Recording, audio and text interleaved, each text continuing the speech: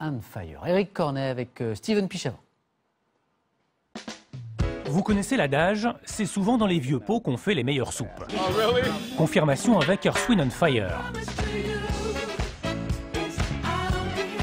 Un nouvel album 8 ans après le précédent, fidèle aux recettes qui ont fait sa gloire.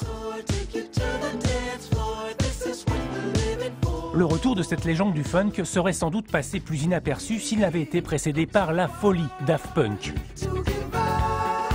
Look futuriste, mais musique carrément vintage, grâce notamment à Nile Rodgers. Souvenez-vous, le fric c'est chic, c'était lui. Alors question, le funk des années 70 serait-il de retour? Pour ce disquaire spécialisé, il y a comme un frémissement.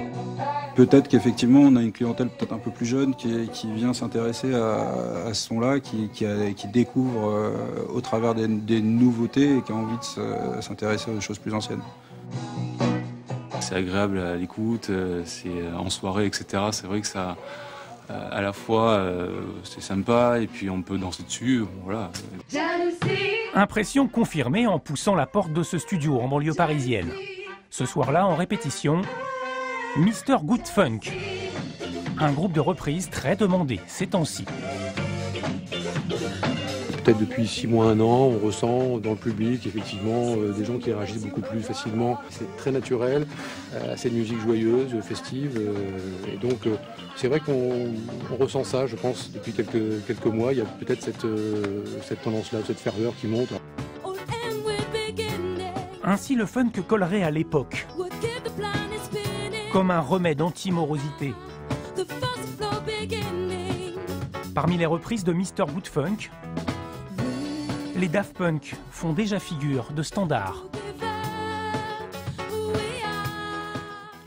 Voilà pour le grand retour du funk. Comme tous les jours, la une d'un quotidien en région. Ils étaient très nombreux, vos journaux, à saluer ce matin cet exploit des basketteurs français sacrés hier soir champions d'Europe. L'exploit, c'était d'ailleurs, vous le voyez, le titre qui barrait ce matin la une du Havre Presse. C'est en effet le premier titre majeur pour le basket masculin français. Des basketteurs qui n'ont pas tremblé hier soir face à la Lituanie. Jean-Sébastien Fernandez.